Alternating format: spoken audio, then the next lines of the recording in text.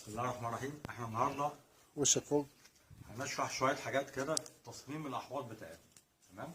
اول حاجه في الاحواض بتاعتنا مهم جدا. في الحوض ده حوض زي ما احنا شايفين كده مستطيل 3 عرض 7 طول، وهيجي في يوم من الايام هنقول ليه 3 عرض و7 طول.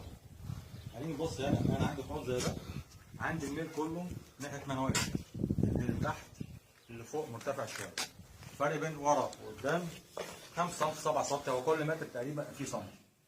هنيجي اهم حاجه عندي هنا الصرف اللي هنحكي عليه دلوقتي. الصرف ده مهم جدا. وعندنا الري اللي هناك ده في الطرف الثاني. انا عندي هنا بفتح الصوره بتاعتي، الري في مكان والصرف في الجهه المقابله، علشان الميه لما تنزل من هنا تجيب لي كل الفترات كلها تمشيها معاها، تمام، لحد ما توصل هنا. هنا هنشرح شويه على اللي مرسوم تحت. في كل الاحواض اللي موجوده في كفر الشيخ في اي حته احواض التقديم دايما بنلاقي ديت بتبقى تحت هنا، وهنا في المربع اللي احنا راسمينه ده بقى هنا في حاجه اسمها خبو، بحيث ان الفضلات كلها تيجي معظمها ينزل في الخبو هنا وتطلع من عندي من الماسوره اللي بتبقى راكبه تحت. طب انا اعملها ليه هنا فوق؟ هو الفضلات هتنط هنا فوق؟ لا طبعا. لكن طبعا من ضمن العيوب بتاعت ديت ان انا لما باجي بصرف وافتح المحبس من ورا، قوه اندفاع الميه يا دوب تاخد لي الفضلات اللي هنا واللي هنا.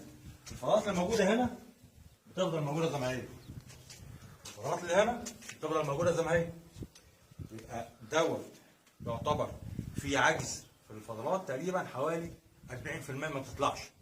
طب عشان نحل الموضوع ده هنعمل ايه؟ هنعمل حاجه نعملها دلوقتي. زي ما احنا شايفين دلوقتي ده الجزء اللي كتير ساعات بيتخبسوا لما يجي يصور ما يصورش ده، عشان يشكك في نزاهه الحوض وفي اداء وفي ان اللي مصممه مش عارف يصمم. احنا عندنا الجزء ده لما باجي انا منسوب الميه عندي هنا متر و20، وباجي افتح المحبس مفيش مكان الميه تطلع منه غير من هنا، مفيش اي حته ثانيه. طول ما انا قافل، طول ما مفيش ميه تطلع، الصرف بتاعي يطلع منين؟ زي ما احنا شايفين كده.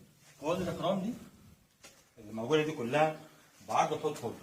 يبقى انا لما بفتح الفضلات من اول الحوض لاخره بتطلع بره كلها. وده الجزء اللي محدش فاهمه، ومن ضمن الناس اللي كانت بيقول احنا